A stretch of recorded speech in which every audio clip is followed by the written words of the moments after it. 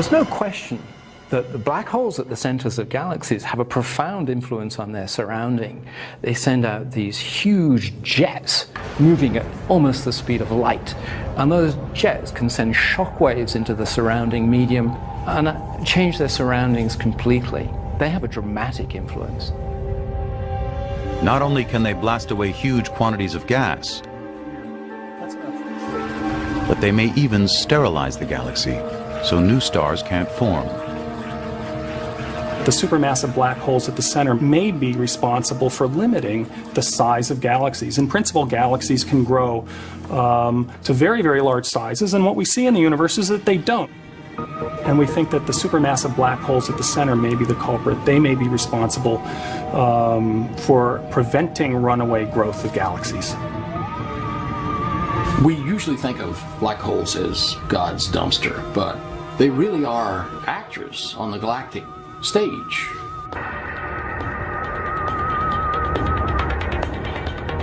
If supermassive black holes can wreak so much havoc, what's to stop our own monster of the Milky Way from wiping us all out? It all depends on the monster's diet. Most of the time, a black hole isn't eating. It fasts more than it feasts. But when a black hole feasts, it can have a tremendous effect on the surrounding galaxy. The more black holes chow down, the more matter and energy will blast outwards. One of the key differences between galaxies with supermassive black holes is whether or not their black holes are lit up, because they're basically binging on a lot of material in its surroundings.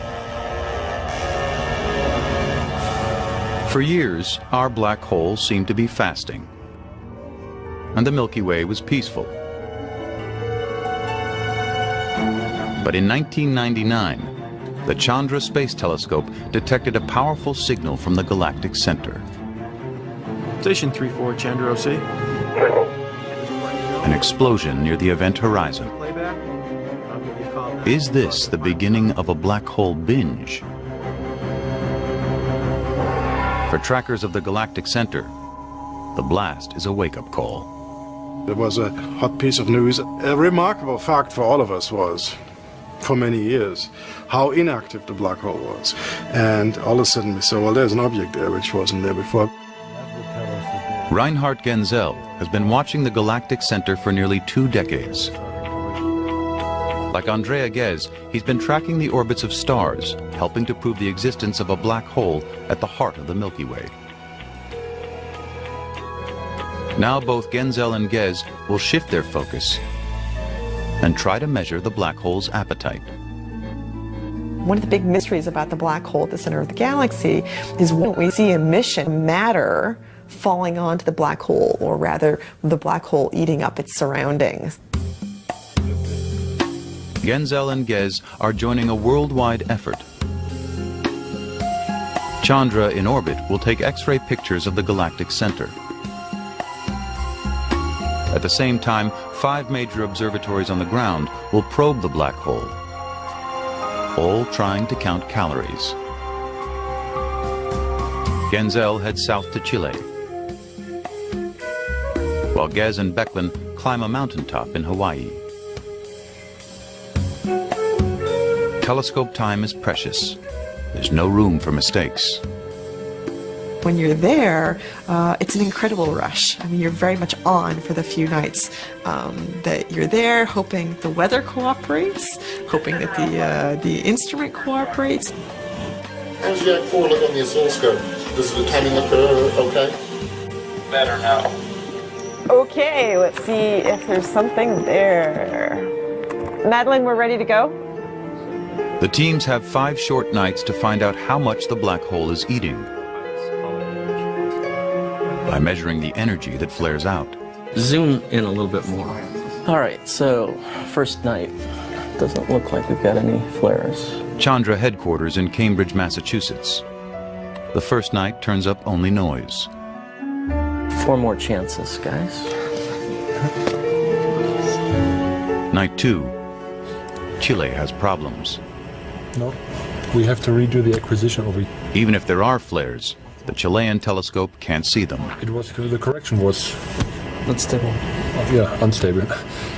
A patch of humidity is confusing the computers. The crucial adaptive optics aren't working, and everything's a blur. Okay, now we have a problem with the 8 meter, with the main mirror. The 8 meter mirror seems to be deformed. In Hawaii, it's not much better for Gez and her team. The Galactic Center is playing hide-and-seek behind overcast skies. We're fighting with clouds. It looked better just a moment ago, so it looked like we were just ready to go, but now it's looking like yuck. The Hawaiian forecast predicts even more clouds tomorrow. The team is getting anxious. Finally, on night 3, the German team's luck changes. Very incorrection. Look at this. Right. It's really flaring. In Chile, they spot an outburst. That's the best flare event that we saw during this run. Definitely. A new point of light appears in the starfield, one that wasn't there before. Very nice, very nice. Here we can clearly see a region between those two sources where there is no other object. And here we have the same region, the same two sources, and now in between we see an additional source. So this is a flaring state of Sagittarius A star. JPL-COM, Chandra OC. When the Chandra team downloads their data from space, they see it too. Oh, yeah. The X-rays show a spike that coincides with the Germans' flash of light. Genzel checks in with the Hawaiian team, but they're in the wrong time zone. News from our colleagues, of course, telling us that they are a few hours further west, so the sun hasn't even set yet. The Galactic Center hasn't risen above the Hawaiian horizon, and Gez has missed the flare. This part kills me. Waiting. But the next night, Gez finally gets what he's looking for. Well, that image a whole lot better. Really? Yeah. Really? So in fact, we can see flaring activity where we think we're seeing matter fall into the black hole. And just a few minutes later, it was absolutely gone. This now you see it, now you don't flash of light is an explosion of energy produced when matter rushes toward the black hole and some escapes. We were taking measurements and you didn't see anything from the black hole. All you saw was a star, and then bam, it was there and bright. And 15 minutes later, it was gone. So that was our moment to make the measurement, and it was extremely exciting to know that we'd actually been able to catch it. The teams are thrilled to capture a handful of flares at the heart of the Milky Way, but they're just snacks. Nothing compared to the giant jets seen in distant galaxies. What's more, they're looking like rare events. There's simply not enough matter near our black hole to provide a large continuing feast. It seems, at least for now, the giant's plate is empty. Our black hole had a wild teenage life. I'm pretty sure of that. It had jets. It threw a lot of matter out. It had a grand old time. And now it's decayed into the old folks' home. But what would it take for the monster of the Milky Way to come out of retirement? Could explosive jets of energy blast across our galaxy in the future? Tantalizing clues are turning up in the coldest place on Earth. A Smithsonian team is tuning into high-frequency radio signals from the Galactic Center. The best reception is at the South Pole. Not as nice as Hawaii, but the date is worth it.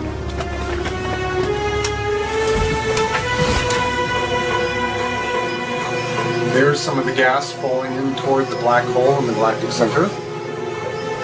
Reading the radio signal, Anthony Stark detects just small amounts of gas feeding the black hole. Nothing too serious, but farther out, about 400 light-years from the galactic center, he can see signs of something much more alarming. A vast ring of matter is gradually growing bigger. This storage ring then builds up until it coagulates into a single gigantic cloud of about 30 million solar masses. When the ring reaches a tipping point, it will condense into a giant cloud, triggering a dramatic starburst event, a storm of stars forming and dying quickly. What's left of the gas cloud will spiral down into the grasp of the black hole, which then rapidly spirals in and feeds the black hole in the galactic center, making the Milky Way an active galaxy. When the feasting starts, the fireworks will be seen across the Milky Way. But don't bother marking your calendar. Dinner time isn't scheduled for at least 10 million years. The Milky Way will survive its black hole's upcoming feast, but it isn't likely to survive the threat further down the road: galactic cannibalism. Our galaxy, the Milky Way, is not immune from these colliding galaxy scenarios. We've got neighbors. 2 million light years away, our closest neighbor, the Andromeda Galaxy, is charging toward us at almost 700,000 miles per hour. We're falling towards each other, and one day we will collide. Knowing the galaxy's dimensions and the laws of gravity, what our simulations show is what could happen basically in quite a few billion years from now, when the two galaxies will actually approach each other and merge. the merger will take more than 2 billion years, while the galaxies circle and entwine. Imagine what that might look like from another galaxy. They'll see two grand, beautiful spiral galaxies moving towards each other, slowly losing their shape. They'll see new avenues where stars and gas can funnel down towards this newly formed center, feeding this reborn monster. The collision will send a blizzard of stars and gas in all directions. Some will shoot toward the crowded core of the new galaxy, spurring massive explosions. In the process of merging, there will be a very strong starburst event occurring at the time of the merger as all of the gas is being funneled towards the center. Amid the turmoil, chances are our little solar system will either witness a spectacular show or be flung out of the galaxy into the voids of space. The Milky Way will be destroyed. But what about the black hole at its center? Most likely, it will merge with Andromeda's, a monster 50 times larger. Stars and galaxies may come and go, but supermassive black holes just get bigger. Once considered freaks of the cosmos, black holes are coming into their own, claiming their place center stage in a violent, changing universe. As we forge ahead in trying to understand how we came into being and how all of the matter got put down in the universe, we can't leave black holes out of the picture because it seems they play a fundamental role on very, very large scales. Black holes not only wreak havoc upon the landscape in which they're embedded, they actively shape the landscape. So black holes are kind of the spice of the universe. Black holes are a major player in the evolution of the things that light up our night sky. They are, in a sense, the secret shadows behind the waltz of the galaxy.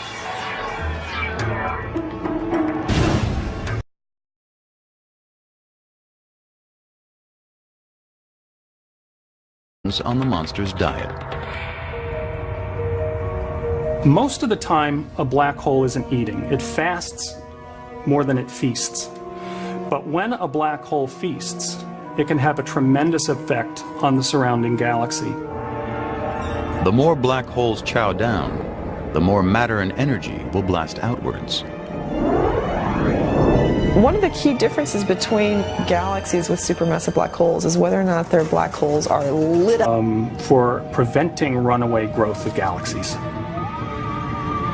We usually think of black holes as God's dumpster, but they really are actors on the galactic stage.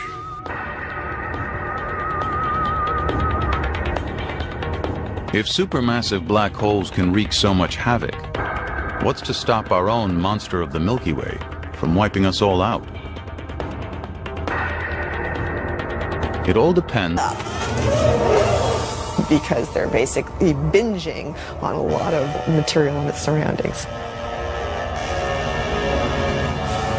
For years, our black hole seemed to be fasting, and the Milky Way was peaceful. But in 1999, the Chandra Space Telescope detected a powerful signal from the galactic center. Station 34, Chandra OC. Not only can they blast away huge quantities of gas,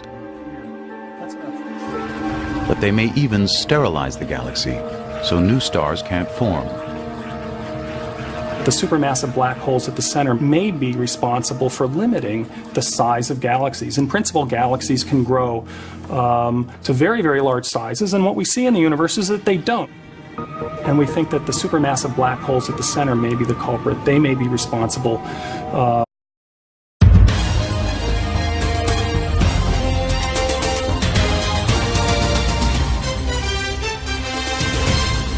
There's no question that the black holes at the centers of galaxies have a profound influence on their surrounding. They send out these huge jets moving at almost the speed of light. And those jets can send shock waves into the surrounding medium and change their surroundings completely. They have a dramatic influence.